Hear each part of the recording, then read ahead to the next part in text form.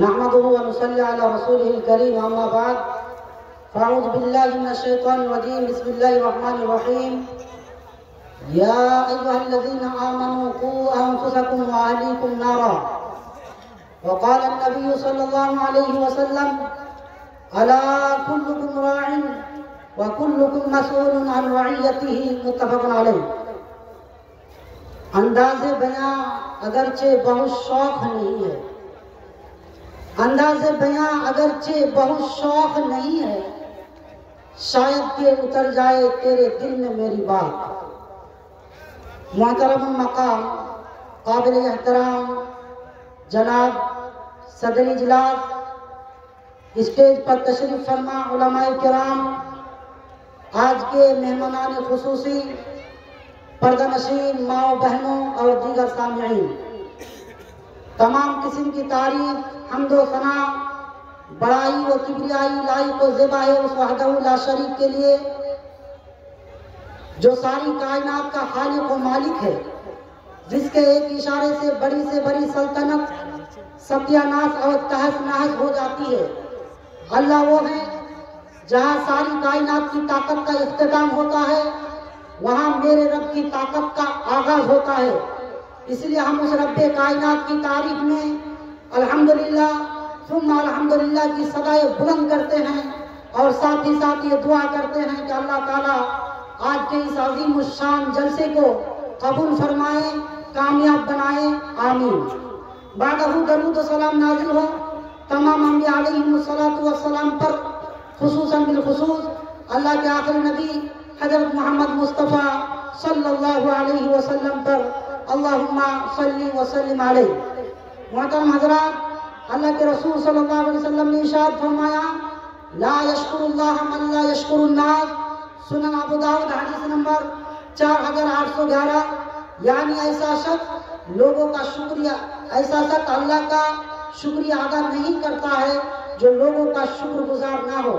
لہذا اس حدیث کے پیش نظر میں آپ سبھی حضرات کا دل کی گہرائیوں سے شکر گزار ہوں، ساتھ ہی ساتھ آج کے اس عظیم الشان جلسے میں آپ سبھی کا استقبال کرتا ہوں۔ اہلاً و سہلاً مرحباً بکم، سواگت ہے آپ سبھی کا، ابھینندن ہے، خوش آمدید ہے۔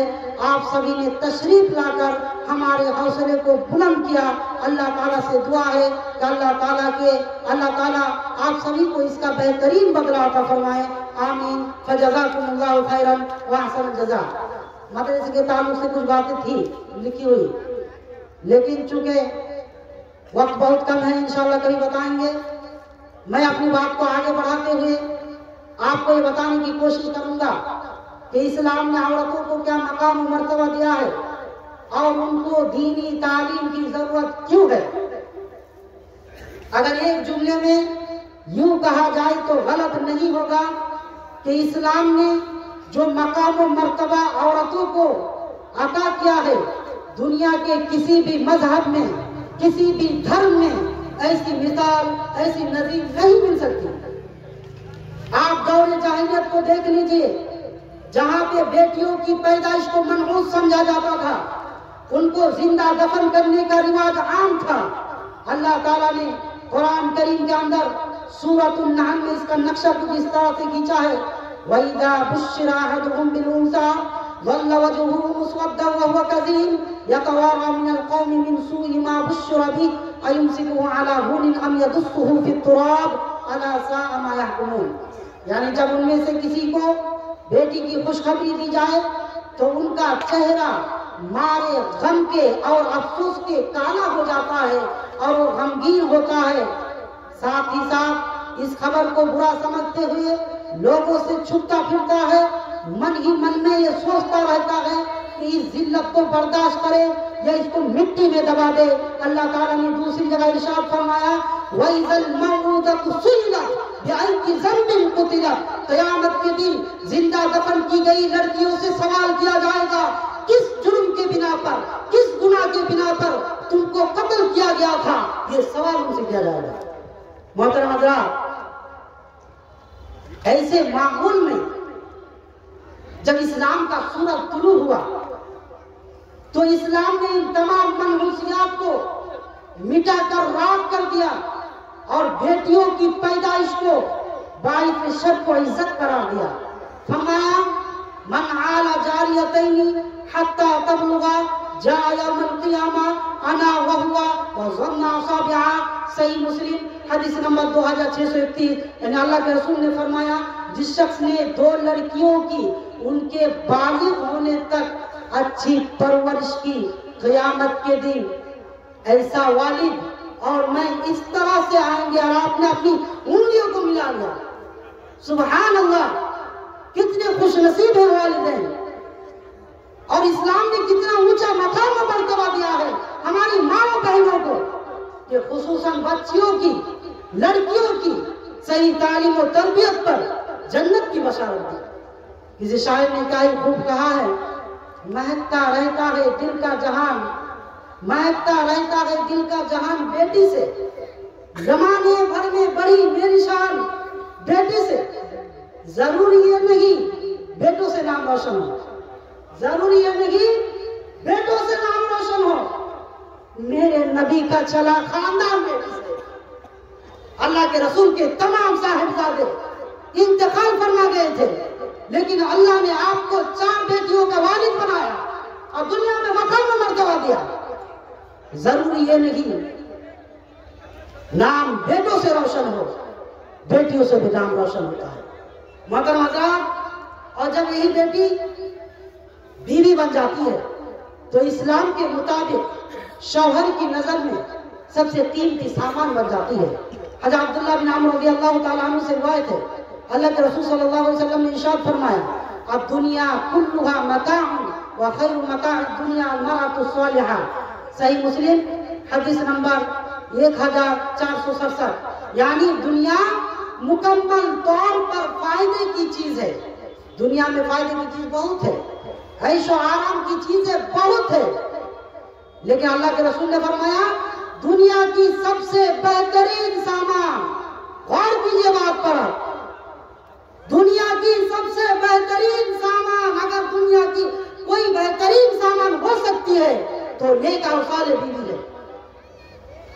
اللہ تعالیٰ نے ارشاد فرمایا وَعَاشِرُوهُنَّ بِالْمَعْرُوفِ، اپنی بیویوں کے ساتھ اچھا سلوک کرو.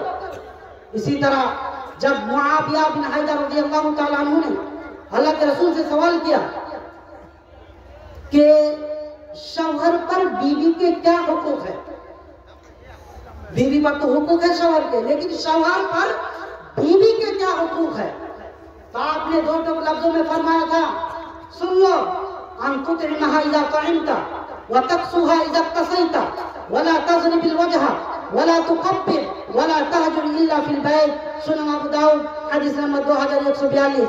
یعنی آپ نے 2 لفظوں میں فرمایا سنو، جب تم کھاؤ تو اپنی بیوی کو بھی کھلاؤ، جب تم پہنو تو اپنی بیوی کو بھی پہناؤ. ایسا نہیں ہونا چاہیے کہ خود بریانی اور پلاؤ کھاتے رہو اور تمہاری بیوی گھر میں دال چاول اور سوکھی روٹی کھاتی رہے. اسلام نے یہ تعلیم نہیں دی.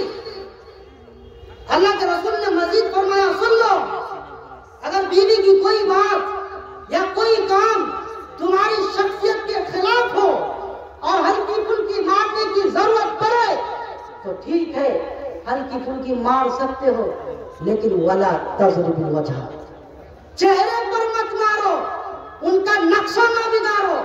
ولا تقبل، برا بھلا نہ کہو، خاندان کی گالی نہ دو.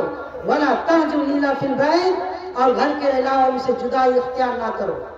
غصے کی حالت میں، جوش میں آ کر اپنی بیوی کو اپنے گھر سے باہر نہ کرو. محترم حضرات، ان حدیثوں کو بغور پڑھنے اور سننے سے پتہ چلتا ہے کہ اسلام نے ایک بیوی کو، ایک عورت کو بیوی کی حیثیت میں کتنا اونچا مقام و مرتبہ دیا ہے. اور یہی بیوی جب ماں بن جاتی ہے تو ان کا مقام و مرتبہ بہت اونچا ہو جاتا ہے. حضرت ابو ہریرہ رضی اللہ تعالیٰ عنہ سے روایت ہے، بخاری مسلم کی حدیث ہے، جاء رجل الى رسول اللہ صلی اللہ علیہ وسلم فقال یا رسول اللہ من احق الناس بحسن صحابتی، یعنی ایک صحابی اللہ کے رسول کی خدمت میں حاضر ہوئے اور عرض کیا، سوال کیا، اے اللہ کے رسول میرے حسن سلوک کا، میرے اچھے برتاؤ کا سب سے زیادہ حقدار کون ہے؟ آپ نے فرمایا تمہاری ماں۔ پھر کون؟ آپ نے فرمایا تمہاری ماں۔ پھر کون؟ تمہاری ماں۔ اور چوتھی مرتبہ پوچھنے پر فرمایا تمہارا باپ۔ پتہ کیا چلا کہ اسلام کے مطابق اولاد کی نظر میں ماں کا مقام و مرتبہ باپ کے مقابلے میں 3 گنا زیادہ ہے۔ ایک بہت ہی مشہور و معروف شاعر منور رانا نے کیا ہی خوب کہا تھا، اے اندھیرے دیکھ لے منہ تیرا کالا ہو گیا، اے اندھیرے دیکھ لے منہ تیرا کالا ہو گیا۔ ماں نے آنکھیں کھول دی، گھر میں اجالا ہو گیا۔ ماں نے آنکھیں کھول دی، گھر میں اجالا ہو گیا۔ گھر میں سب سے پہلے کون اٹھتی ہے؟ ماں۔ اس طرح میرے گناہوں کو وہ دھو دیتی ہے، اس طرح میرے گناہوں کو وہ دھو دیتی ہے۔ ماں بہت غصے میں ہو تو رو دیتی ہے۔ بلندیوں کا بڑے سے بڑا نشان چھڑا، ماسٹر، ڈاکٹر، انجینئر، عالم، فاضل، اب سب کچھ بن گئے، لوگ آپ کو پہچاننے لگے۔ بلندیوں کا بڑے سے بڑا نشان چھوا، اٹھایا گود میں ماں نے تب آسمان چھوا، اٹھایا گود میں ماں نے تب آسمان چھوا۔ کسی کو گھر ملا حصے میں یا کوئی دکھ آئی، سب وراثت میں مشغول ہو گئے۔ باپ کے انتقال کے بعد مجھے یہ چاہیے، مجھے وہ چاہیے، سب وراثت میں مشغول ہو گئے۔ شاید کہیں کسی کو گھر ملا حصے میں یا کوئی دکھ آئی، میں گھر میں سب سے چھوٹا تھا، میرے حصے میں ماں آئی۔ یہ ہوتی ہے ماں۔ محترم حضرات، یہ تھا میری تقریر کا ایک پہلو۔ دوسرا پہلو مختصراً بتاتے چلوں کہ عورتوں کو دینی تعلیم دینا ضروری کیوں ہے؟ اگر ایک سوال اب خود اپنے آپ سے پوچھ لے تو اس کا جواب بالکل حل ہو جائے گا۔ سوال کیا ہے کہ جس اسلام نے عورتوں کو اتنے اونچا مقام و مرتبہ سے نوازا، اگر وہ تعلیم یافتہ نہیں ہوگی تو کیا اپنے مقام و مرتبہ کو پہچان پائے گی؟ سوال نہیں سمجھ پائے؟ سوال سمجھ میں نہیں آیا؟ جس اسلام نے عورتوں کو اتنے اونچے مقام و مرتبہ سے نوازا، بیٹی کی حیثیت سے، ماں کی حیثیت سے، بیوی کی حیثیت سے، اگر وہ تعلیم یافتہ نہیں ہوگی تو کیا اپنے وقار کو، اپنی عزت کو پہچان پائے گی؟ ایسا بالکل نہیں ہو سکتا۔ نہ وہ خود اپنی عزت و وقار کو پہچان پائے گی اور نہ ہی دوسرے کے حقوق کو جان پائے گی۔ مثال کے طور پر اگر ایک بیٹی تعلیم یافتہ نہیں ہوگی تو بے پردہ گھومے گا اور ممکن ہے کسی دن اپنا ماں باپ کا منہ کالا کر دے۔ ایک مثال دے دوں آپ کو، ایک سچی خبر بتا دوں، فی الحال سچی خبر اٹھائیے، اردو نیوز، ممبئی اردو نیوز، 13 جنوری پہلے ہی صفحے میں یہ خبر چھپی۔ کیا خبر؟ صوم و صلاۃ کی پابند نصرت مرتد ہو کر نشاسی بن گئی۔ صوم و صلاۃ کی پابند نصرت مرتد ہو کر نشاسی بن گئی۔ کون ہے یہ نصرت؟ کہاں کی رہنے والی ہے؟ زیادہ دور جانے کی ضرورت نہیں، ہمارے جھارکھنڈ کے کوڈرما ضلع کی رہنے والی ہیں۔ دیندار گھرانے سے تعلق رکھتی تھی، خود نماز بھی پڑھتی تھی، روزے بھی رکھتی تھی، لیکن اسنیپ چیٹ کے ذریعے ایک غیر مسلم لڑکا دھیرج سنگھ کے رابطے میں آئی اور گھر سے بھاگ کر شادی کر کے نشاسی بن گئی۔ یہ خبر بالکل روزے روشن کی طرح آیا ہے اور چیخ چیخ کر یہ بتا رہی ہے کہ نصرت کے گھر میں دینداری کی کمی نہیں تھی، نماز کی کمی نہیں تھی، روزے کی کمی نہیں تھی، ان کے والد محترم نمازی تھے، وہ خود نمازی تھی، دینداری کی کمی نہیں تھی، لیکن دینی تعلیم اور تربیت کی کمی تھی۔ دینی تعلیم اور تربیت کی کمی تھی۔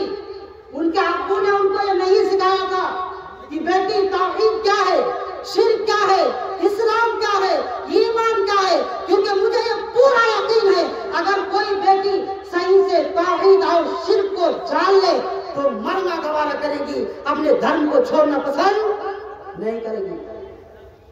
اگر آپ بھی اسلام کو صحیح سے جان لے، توحید کو صحیح سے جان لے، شرک کو جان لے، اپنی جان گوانا پسند کریں گے۔ ایک مسلم مرتد نہیں ہو سکتا، چاہے وہ مرد ہو یا عورت ہو۔ محترم حضرات، یہ باتیں آپ کو بتانے کا مقصد یہ ہے کہ اپنی بیٹی کو تعلیم یافتہ کیجیے۔ آپ کی بیٹی کا تعلیم یافتہ ہونا ضروری اس لیے بھی ہے کہ جب وہ بیوی بن کر کسی کے گھر میں جائے گی تو اپنے شوہر کے دنیا داری میں اور دینداری میں مددگار ثابت ہوگی۔ اگر خود نہیں جانے گی تو شوہر کوئی آدھار کارڈ رکھنے دے گا، دوسرا کوئی سامان رکھنے دے گا، کہاں پہ رکھ دے گی؟ جب ضرورت پڑے گی تو ڈھونڈتے رہے گا، مددگار نہیں ہو سکتے۔ لیکن تعلیم یافتہ ہوگی تو مددگار ثابت ہوگی۔ اس کی بہترین مثال حضرت خدیجہ رضی اللہ تعالی عنہ کی ذات اقدس ہے۔ بخاری پہلی جلد بالکل شروع میں ہی امام بخاری نے اس واقعے کو ذکر کیا ہے، مختصراً کچھ اس طرح سے ہے کہ جب آپ صلی اللہ علیہ وسلم پر غار حرا میں پہلی وحی نازل ہوئی اور آپ مارے خوف کے گھر میں تشریف لائے اور اپنی پیاری بیوی خدیجہ سے فرمایا مجھے ڈر ہے کہ میں ہلاک نہ ہو جاؤں۔ اس وقت حضرت خدیجہ رضی اللہ تعالی عنہا نے آپ کو تسلی دیتے ہوئے فرمایا تھا کلا لا یخزیک اللہ ابدا، ایسا کبھی نہیں ہو سکتا۔ آپ جیسی شخصیت کو، آپ جیسی اتنے حسین ہستی کو اللہ تعالیٰ برباد نہیں کرے گا، رسوا نہیں کرے گا۔ یہ ہوتی ہے نیک بیوی اور صالح بیوی۔ یہی تک بس نہیں بلکہ آپ صلی اللہ علیہ وسلم کی نبوت کو عورتوں میں سے سب سے پہلے تسلیم کرنے والی حضرت خدیجہ رضی اللہ تعالیٰ عنہ کی ذات اقدس ہے۔ آپ مطالعہ کیجئے سیرت کا۔ اسی طرح حضرت عائشہ رضی اللہ تعالیٰ عنہ ایک عالمہ فقیہہ ہونے کے ساتھ ساتھ اپنے شوہر کا خدمت گزار تھی۔ پتہ کیا چلا کہ بیوی اپنے شوہر کے لیے محبت اور رحمت کا سبب اس وقت بنے گی جب باپ کے گھرانے میں اس کی صحیح دینی تعلیم ہوئی ہو، صحیح سے تربیت ہوئی ہو۔ اور یقیناً یہ ایک شوہر کے لیے یہ بہت بڑی بات ہوتی ہے کہ اس کی بیوی نیک اور صالحہ ہو اور وہ اپنے شوہر کے حقوق کو سمجھ کر ان پر عمل پیرا ہو۔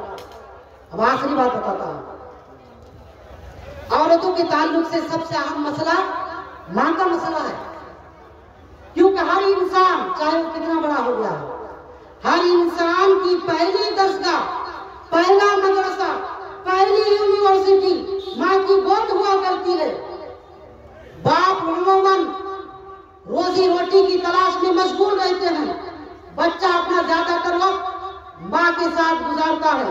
وہ اپنی ماں کے رہن سہن، چال چلن، دنیا داری اور دینداری کو نقل کرنے کی کوشش کرتا ہے۔ اللہ کے رسول صلی اللہ علیہ وسلم نے ارشاد فرمایا کل مولود یولد علی الفطرہ فابواہ یہودانہ او ینصرانہ او یمجسانہ۔ صحیح بخاری حدیث نمبر 1385۔ اللہ کے رسول نے فرمایا ہر بچہ دین فطرت پر پیدا ہوتا ہے، ہر بچے کا دھرم، ہر بچے کا مذہب پیدائش کے وقت اسلام ہوتا ہے، لیکن بعد میں اس کے والدین، اس کے ماں باپ اسے یہودی بنا دیتے، اسے نصرانی بنا دیتے ہیں یا مجوسی بنا دیتے ہیں۔ یہ حدیث اس بارے میں بالکل واضح ہے کہ اگر ایک ماں تعلیم یافتہ ہوگی تو آپ کے بچوں کا عقیدہ صحیح ہوگا، وہ اپنے بچوں کو روزمرہ کی زندگی میں استعمال ہونے والی دعائیں سکھائے گی۔ مدرسہ اور اسکول سے گھر جانے کے بعد آپ کی بیوی اگر تعلیم یافتہ ہوگی تو آپ کے بچوں کو پاس بیٹھا کر ہوم ورک کرنے میں مدد کرے گی۔ لیکن اگر ایک ماں خود جاہلہ ہوگی، ان پڑھ ہوگی، تو اپنے بچوں کا ایمان و عقیدہ مضبوط کرنا تو دور کی بات، بگاڑ کر کے رکھ دے گی۔ اگر کسی طرح مضبوط بھی ہو جائے تو بگاڑ کر کے رکھ دے گی۔ مثال دے دوں، بچہ کو جب ماں جب سلاتی ہے ہمارے ادھر اور ان پڑھ ہوتی ہے، ان کو دعا نہیں آتا، کیا سکھائے گی؟ کیا بولتی رہتی ہے؟ کھابو نہ رہے کھابو نہ، ایک ٹا لڑو دے، دوٹا لڑو دے، تین ٹا لڑو دے، ایک بکتا، دو بکتا، تین بکتا، گھر سکتا۔ کیا ان سب باتوں سے بچوں کا عقیدہ صحیح ہوگا؟ ان کا ایمان صحیح ہوگا؟ ارے جس ماں کو خود یہ معلوم نہ ہو کہ اللہ تعالیٰ کہاں ہے، ایمان کے ارکان کتنے ہیں، اسلام کی بنیاد کتنی ہے، سونے اور جاگنے کی دعا کیا ہے، کھانے پینے کے آداب کیا ہے، اگر ماں خود نہیں جانے گی تو اپنے بچے کو کیا سکھائے گا؟ اور بتا دوں آپ کو، ماں اپنے بچوں کو دعا دے گی، وہ دعا قبول ہوتی ہے، لیکن ہمارے معاشرے میں عام طور پر دعا دینے کے بجائے بد دعا دیتی ہے، نہیں بولتی ہے کیا؟ مارا پڑے گا، کاٹا پڑے گا، بھوگے لائے گا، کوبرے جائے گا، ایک تک کونا جائے گا، یہ سب بد دعا نہیں تو کیا ہے؟ خدا نہ خواستہ، اور حدیث گواہ ہے ماں کی دعا قبول ہوتی ہے، اگر وہ بد دعا قبول ہو جائے تو آپ کے بچوں کا مستقبل کیسے ہوگا؟ اس لیے میرے بھائی اور دوستوں، میں اپنی بات کو سمیٹتے ہوئے آپ کو یہ بتانے کی کوشش کر رہا ہوں کہ اپنی بیٹی کو دینی تعلیم دیجیے، تب جا کر آپ کی بیٹی رحمت ثابت ہوگی، تب جا کر ماں اپنے بچوں کی صحیح پرورش کرے گی، تب جا کر بیوی اپنے حقوق کی بیوی اپنے شوہر کے حقوق کو ادا کرے گی۔ ساتھ ہی ساتھ آپ کو یہ بتاتے چلوں کہ اپنی ذمہ داری کو سمجھیں، جو مستحق لوگ ہیں فری کے چکر میں، کم فیس کے چکر میں نہ رہیں۔ اللہ نے آپ کا اگر مستحق بنایا ہے تو بچوں کی پرورش کرنا آپ کی ذمہ داری ہے۔ اس لیے مدرسے کا نظام، سسٹم کو دھیان میں رکھیں، ہمیشہ کم فیس کے چکر میں نہ رہیں، کم فیس کے چکر میں مدرسے کے نظام کو، مدرسے کے سسٹم کو درکنار نہ کرے۔ ارے 100 بچی ہے، 500 بچے ہیں، 600 بچے ہیں، آپ کے بچے کو کیا ملا؟ اگر ہمارے یہاں 100 بچی ہے، الحمدللہ ہم بہت خوش ہیں۔ 122 بچے ہیں فی الحال، ہمارا جو ٹارگٹ تھا 100 کا تھا، 122 ہو گئی ہے، ہم بہت خوش ہیں۔ دوسرے لوگ کہتے رہتے ہیں کہ مولانا طلبہ کی تعداد بڑھائیے، میں کہہ رہا ہوں غلط ہے۔ آپ یہ نہ بول کر کے اگر آپ یہ بولتے کہ مولانا تعلیم کا سسٹم اور بہتر بنانے کی کوشش کیجیے تو میرا من خوشی سے باغ باغ ہو جاتا، لیکن آپ غلط مشورہ دے رہے ہیں۔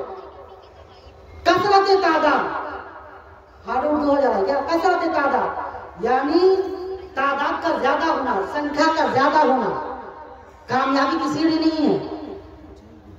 جنگ بدر کو دیکھیے، جنگ احد کو دیکھیے، مسلمانوں کی تعداد کم تھی لیکن سسٹم تھا، ایمان تھا، ایک اچھا لیڈر تھا، اس سسٹم کی وجہ سے انہوں نے فتح حاصل کیا۔ آج بھی دیکھ لیجئے دنیا میں گھوم کر، اچھے لوگوں کی تعداد کم ہے یا برے لوگوں کی تعداد کم ہے؟ اچھے لوگوں کی تعداد کم ہے۔ جماعت اہل حدیث جو سب سے حق پر مانی جاتی ہے، ان کی تعداد کم ہے۔ جنت جہنم، جہنمیوں کی تعداد زیادہ ہے۔ اس کا مطلب یہ میں نہیں کہنا چاہ رہا ہوں کہ تعداد زیادہ ہے تو غلط ہے۔ 500 کی جگہ 1500، 2000، 3000 ایسے مدارس بہت ہیں جہاں پہ 1000، 3000، 4000 بچیاں پڑھ رہی ہے، 4000 بچے پڑھ رہے ہیں، لیکن ان کا اندر سسٹم ہے۔ تعداد کا زیادہ ہونا کم ہونا یہ کامیابی کی بھی سیڑھی نہیں ہے، ناکامی کی بھی سیڑھی نہیں ہے۔ تعداد جتنا زیادہ ہونا چاہیے، لیکن اس کے ساتھ ساتھ پڑھائی کا اچھا سسٹم ہونا چاہیے، انتظام ہونا چاہیے۔ میں اپنی بات کو آگے نہ بڑھاتے ہوئے آخر میں یہی کہوں گا، اللہ تعالیٰ نے فرمایا یا ایھا الذین آمنوا قوا انفسکم واہلیکم نارا، یعنی اے ایمان والو تم اپنے آپ کو اور اپنے اہل و عیال کو جہنم کی آگ سے بچا لو۔ اور اللہ کے رسول صلی اللہ علیہ وسلم نے ارشاد فرمایا الا کلکم راع وکلکم مسئول عن رعیتہ، خبردار سن لو تم میں سے ہر کوئی ذمہ دار ہے اور تمہیں تمہاری ذمہ داری کے متعلق سوال کیا جائے گا۔ میں اس شعر کے ذریعے اپنی بات ختم کرنا چاہتا ہوں۔ ہزاروں سال نرگس اپنی بے نوری پہ روتی ہے، ہزاروں سال نرگس اپنی بے نوری پہ روتی ہے، بڑی مشکل سے ہوتا ہے چمن میں دیدار پیدا۔ آخر میں اللہ تعالیٰ سے دعا ہے کہ ہمیں सुनने और सही चीजों पर अमल करने की तौफीक अता फरमाए। आमीन। व आखिर दावाना अल्हम्दुलिल्लाह रब्बिल आलामीन। अस्सलामु আলাইকুম ওয়া রাহমাতুল্লাহ। মাওলানা হুরমুজ আলী সালাফি সাহেব আপনি জলদি করে যেটা দায়িত্ব দেওয়া আছে বক্তা সাহেবকে নিয়ে আসেন। কোনো কারণবশত আমাদের যে বক্তা ছিল লিস্টে ইমদাদুল হক রহমানী সাহেব, কালকে ওনার প্রোগ্রাম ছিল আমতলাতে, উনি আসতে পারেননি, ওনার গলার আওয়াজ সম্পূর্ণ ডাউন হয়ে গেছে। তো যার কারণে তিনি মাযরাত চেয়েছেন, আমরা সেটাকে অ্যাকসেপ্ট করেছি। কিন্তু তার সাথে সাথে উনারই মতন একজন বক্তা দক্ষিণ দিনাজপুর থেকে আমরা আবার আগত করেছি, তিনি আসছেন মাওলানা আবুল কালাম আজাদ সাহেব। শুনবেন, খুব সুন্দর ইমদাদুল হক রহমান সাহেবের 19 কুড়ি দিনারা। হ্যাঁ, তো আপনারা বসে থাকেন, খুব সুন্দর বক্তা এরপরে আসবেন মাওলানা আবুল কালাম আজাদ সাহেব। जज़ाकुमुल्लाहु खैरन जज़ा, बारकल्लाहु फीकुम व नफ़अ बिकुम।